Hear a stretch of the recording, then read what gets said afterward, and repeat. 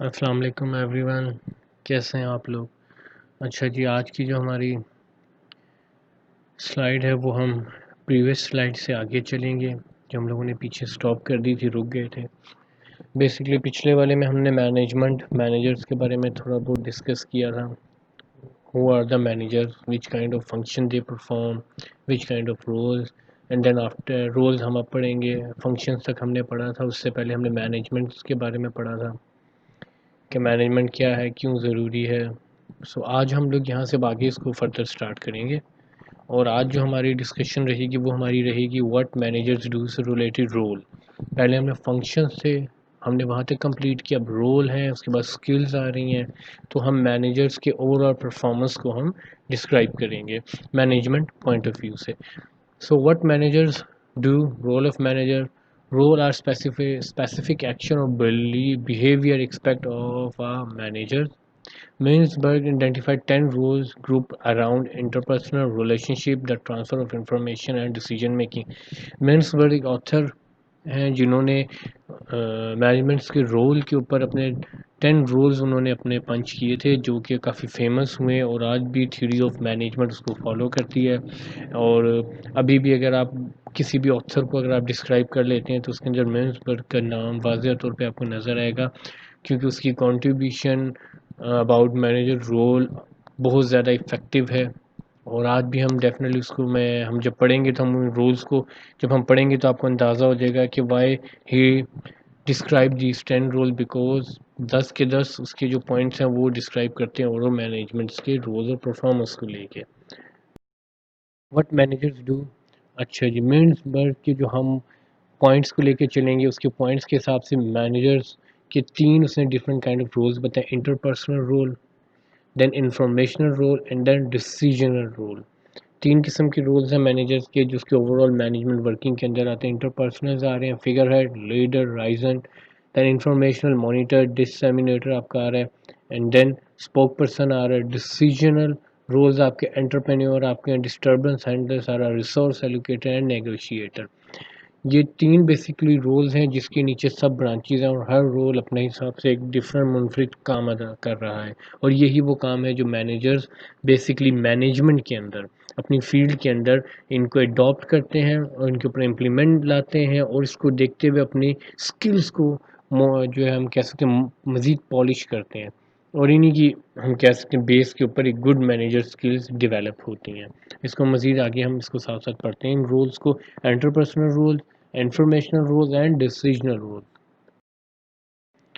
What managers do, management के point के हम एक्शंस के कहते हैं थॉटफुल थिंकिंग है, देन प्रैक्टिकल डूइंग। दो चीज़ें हैं मैनेजर्स की, एक थिंकिंग थॉट्स, क्योंकि उसने फ्यूचर पर्सपेक्टिव करंट सिचुएशन को लेके प्लानिंग करनी है, then practical doing, after that उसने ऑर्गेनाइज करना है। तो अगर थॉट्स ऑफ में हम आ जाए तो हम इसको प्लानिंग और ऑर्गेनाइजिंग के अंदर हम इसको कंसीडर कर सकते हैं। प्रैक्टिकल के अंदर अगर हम आए तो सॉरी, प्लानिंग एंड कंट्रोलिंग को हम ले सकते हैं थॉटफुल में, और प्रैक्टिकल के अंदर हम आएंगे तो लीडिंग और ऑर्गेनाइजिंग। ये दो पॉइंट्स हैं जो प्रैक्टिकल जो है फॉर्मेट को टच करते हैं या उसको कंप्लीट करते हैं। So two type of action manager perform, one thoughtful thinking something different, something else, how to change, how to complete the task, which kind of qualities tools ही उसको ज़रूरत है, किस तरह लेके चलना है प्रैक्टिकल कि किस तरह उसको इम्प्लीमेंट करना। मैनेजमेंट मैनेजर रूल्स की जो हमने बात की थी, फर्स्ट की हमने बात की थी इंटरपर्सनल के अंदर फिगर हेड, लीडर, लाइजन।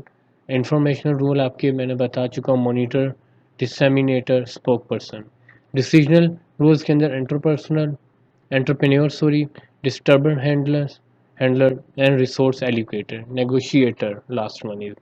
अच्छा जी, प्रिंस इंटरपर्सनल रूल्स के अंदर फिगर हेड मैनेजर का एक ख़ास काम में से एक काम ये है, उसकी पार्टिसिपेशन ये है कि वो फिगर हेड असल टास्क असल काम को सामने लेकर आए कि किस कहाँ पे हमें किस तरह से किस चीज़ को मैनेज करना है, बेसिक इशू या टास्क या असाइनमेंट हमारी क्या है। लीडर, उसके अंदर एक लीडिंग क्वालिटीज़ होनी चाहिए। लाइजन, लाइजनर हम कह सकते हैं कि वो एक अच्छा हम कह सकते हैं कम्युनिकेट, उसका जो है ना कम्युनिकेशन आप कह सकते हो, ये कम्युनिकेट मैसेज को सही तरह से परफॉर्म करे, उसको सही तरह से आगे डिलीवर करना। इंफॉर्मेशनल के अंदर आ रहा है monitoring, monitoring one of the best point. Then disseminator आपकी आ रही है, देन स्पोक पर्सन भी आ रहा है जो डिस्कशन करता है अपनी टीम को हर चीज़ के बारे में गाइड करना, उनको सही बात दिखाना, स्पोक पर्सन इश्यूज़ के ऊपर डिस्कशन करना है, तमाम चीज़ें आ रही हैं। डिसीजनल रोल आपके एंटरप्रेन्योरशिप, खुद के अंदर एंटरप्रेन्योर स्किल्स होना, डिसीजन मेकिंग पावर जिसको हम कहते हैं, डिस्टर्बर हैंडलर, जो इश्यूज़ प्रॉब्लम्स आ रही हैं उनको हैंडल करने की क्वालिटी उसकी। देन रिसोर्स एलोकेटर, अगर कोई काम नहीं सही चला तो उसको किस तरह मैनेज करना, अल्टरनेट रिसोर्स की तरफ थिंकिंग करना, सोचना। निगोशिएटर, प्रॉब्लम्स को इश्यूज़ को रिजॉल्व करना, डिस्कस करना, निगोशिएट विद द कंज्यूमर और customer the sake of the company, किस तरह आप अपने क्लाइंट्स को हैंडल कर सकते हो, उनके साथ एक अच्छी कम्युनिकेशन, एक अच्छी रिलेशनशिप डेवलप कर सकते हो। तो ये तमाम रूल्स हैं जो मैनेजर्स के परफॉर्म करने में, इनके बगैर एक अच्छा मैनेजर अपनी ड्यूटी को अच्छे तरीके से परफॉर्म नहीं कर सके जब तक उसके अंदर ये 9 to 10 क्वालिटीज़ या रोल्स को फॉलो वो नहीं करता। अच्छा जी, व्हाट मैनेजर्स डू आ रहे हैं, skills manager need.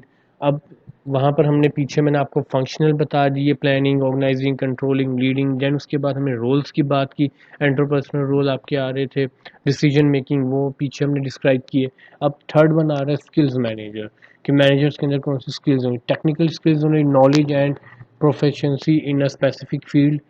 Human skills के अंदर होनी चाहिए ability to work well with other people. And then conceptual skills के अंदर होना चाहिए थिंकिंग स्किल, कॉन्सेप्चुलाइजेशन, कि वो आया किस किस्म की सिचुएशन को किस तरह हैंडल करना है उसके बारे में उसकी एक थॉट्स होनी चाहिए।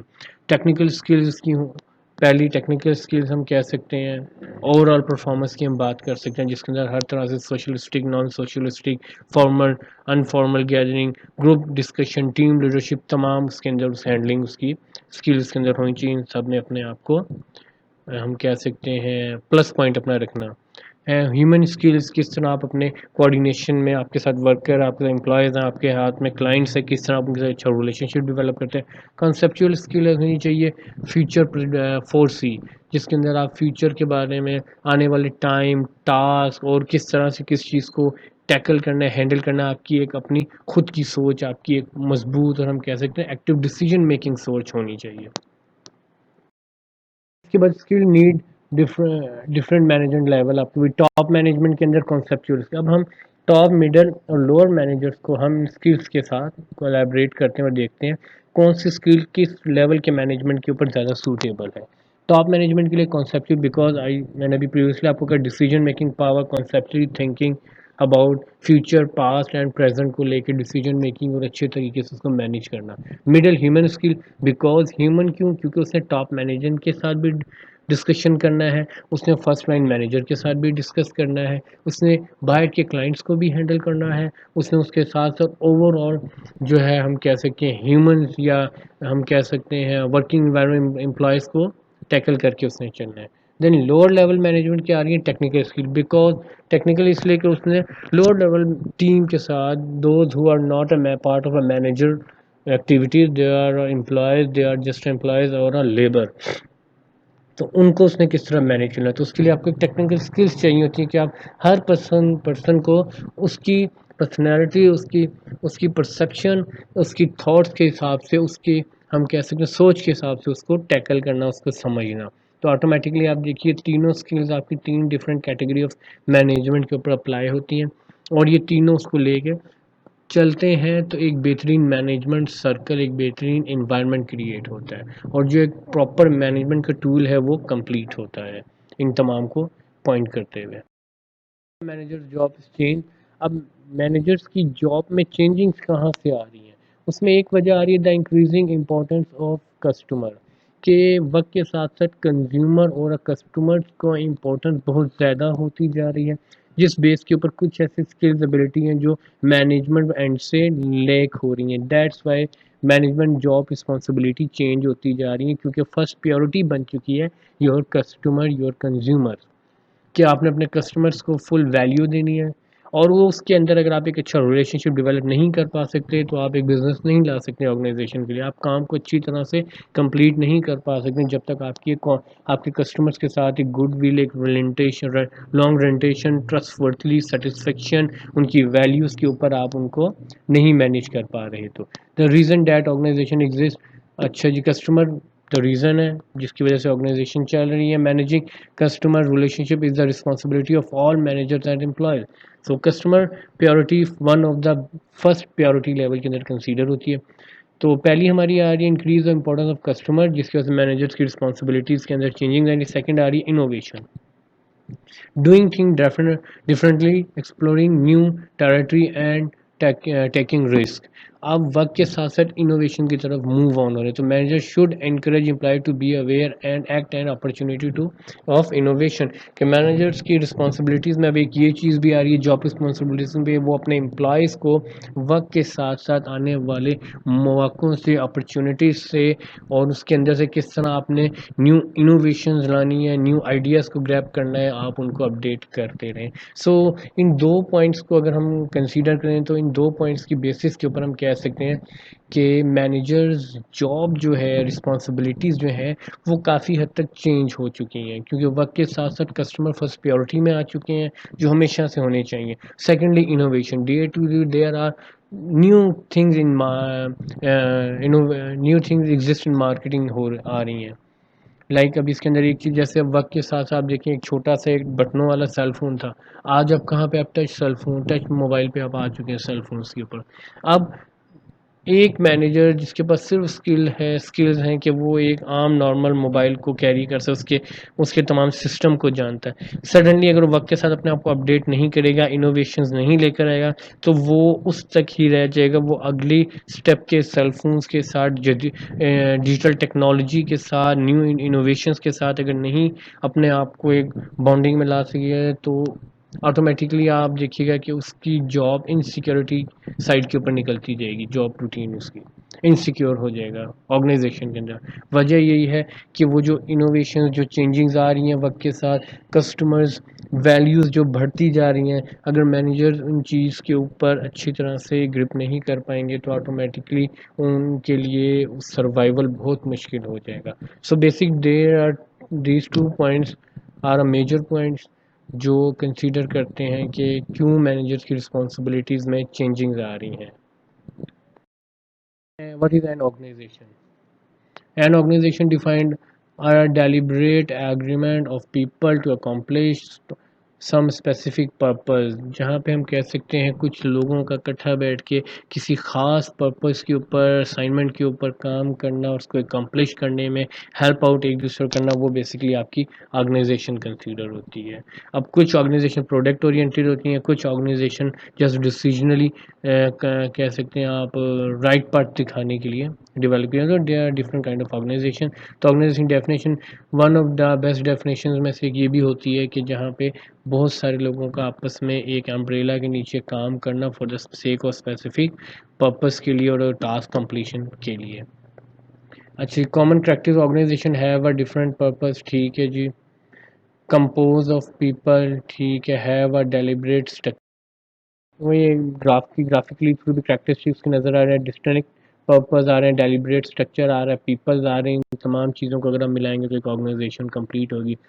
डिस्टिंक्ट पर्पस आपके आ रहे हैं, distinct purpose like different kind of purpose कि मुख्तलिफ डिफरेंट टास्क को आप लेके चलें। डेलिब्रेट स्ट्रक्चर एक बेहतरीन आपने एक स्ट्रक्चर डेवलप कर रहे हैं with the help of a people, जिसके अंदर आप इन तमाम जो आपके गोल्स हैं उनको आप वैल्यूएट कर रहे हो, उनके ऊपर टीम बना के वर्किंग कर रहे हो। People, no doubt you need a team, you need a people. तमाम डेलिब्रेट स्ट्रक्चर, इन तमाम चीज़ों का मिक्सअप आपकी एक ऑर्गेनाइजेशन कहलाती है। वाई स्टडी मैनेजमेंट, सिंपल से शॉर्टेस्ट सी स्लाइड है। मेरा ख्याल है जिस हद तक हम पीछे पढ़ चुके, हमें समझ आ जाएगी कि हमें मैनेजमेंट को स्टडी करने की क्या ज़रूरत है। The value for studying management, the good management is need in organize all organization. The reality of work employees either manage or are managed, reward and challenges of being a managers। तो ये तमाम चीज़ें हम एक shortest वे में कह सकें कि हमें मैनेजमेंट को स्टडी करने की ज़रूरत क्यों है, ताकि हम हर काम को एक अच्छे तरीके से पाए तकमील तक या उसको एंड कर सकें, अचीव कर सकें। जो हमारा गिवन टास्क और गोल है उसको अचीव करने के लिए हमें एक ख़ास स्ट्रक्चर की, एक ख़ास टीम की और उसके साथ साथ एक इन्वायरमेंट की ज़रूरत होती है। और उसके साथ उन तमाम चीज़ों को मैनेज करने की। जब आप तमाम एक्सपेक्ट्स को, पॉइंट्स को मैनेज कर रहे हैं, करना सीख जाएंगे, तो ऑटोमेटिकली आपको समझ आ जाइए कि आपने मैनेजमेंट के बारे में स्टडी क्यों की है। यूनिवर्सल नीड ऑफ मैनेजमेंट आ रही है। अब यहाँ पे आप देख सकते हैं ऑल ऑर्गेनाइजेशन लेवल आ रहे हैं, management is needed in all organization में, all type of organization, profit non profit आ रही हैं, all size of organization small and large आ रहे हैं, all organization areas manufacturing, marketing, human resource, accounting, information and system. So आपको हर field के अंदर, इनफैक्ट अगर आप सी एस के आप लोग बच्चे हैं तो आप लोगों को अपनी सी एस के आपके जो आपको प्रोजेक्ट दिया जाता है एंड ऑफ द सेमेस्टर, जिसके ऊपर आपने प्रेजेंटेशन देनी होती है, तो क्या आप उसको मैनेज करके नहीं चलते हैं?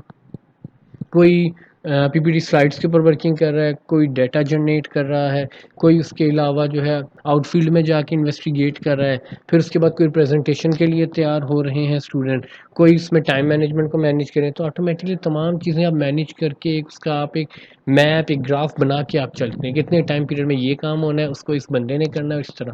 तो ये क्या चीज़ है? ये बेसिकली आपकी मैनेजमेंट है। अगर ये एक सक्सेसफुली आप एक प्रेजेंटेशन प्रेजेंट करके A+ लेते हैं, तो इट मीन्स डेट आपकी आपकी ओवरऑल जो मैनेजमेंट थी, जो आपकी टीम वर्क थी, वो आपकी एब्सोल्युटली फैबुलस थी। तो बेसिकली कहने की ज़रूरत है कि मैनेजमेंट की ज़रूरत आपको हर फील्ड में होती है, हर काम के लिए। सुबह उठेंगे और आप रात को सोएंगे, तो उस पूरे दिन में जो आप काम करें वो आप मैनेज ही करें, तो बेसिकली वो एक मैनेजमेंट प्रोसेस में आई हुई है। सो यहाँ तक हमारा ये चैप्टर ख़त्म हो रहा है। होप आप लोग समझ आ गई होगी मैनेजर्स कौन होते हैं, ऑर्गेनाइजेशन बेसिकली क्या है, मैनेजमेंट है क्या, मैनेजमेंट के टूल्स कौन से हैं, मैनेजर की रिस्पॉन्सिबिलिटीज़। मैनेजमेंट की रिस्पॉन्सिबिलिटीज़, अगर एक मैनेजर अपनी रिस्पॉन्सिबिलिटी एक्यूरेट लेवल के ऊपर कर रहा है और उसके अंदर वो अपना टास्क को भी अकम्प्लिश सक्सेसफुली कर रहा है, तो it means that he have a good management qualities. In short हम इसको इस तरह डिस्क्राइब कर देते हैं सारी चीज़ों को, कि अगर मैनेजर अपनी रिस्पॉन्सिबिलिटीज़, अपने फंक्शन, अपने रूल्स को एक जगह पे समराइज़ करने के बाद इम्प्लीमेंट कर रहा है उसको अपने कुलीग सबऑर्डिनेट पे, और उसके बाद end of the time period वो एक सक्सेसफुली अपनी असाइनमेंट को कंप्लीट करता है, तो हम ये कहेंगे he is a good manager and he has a good management skills. That's it. Thank you so much guys, thank you.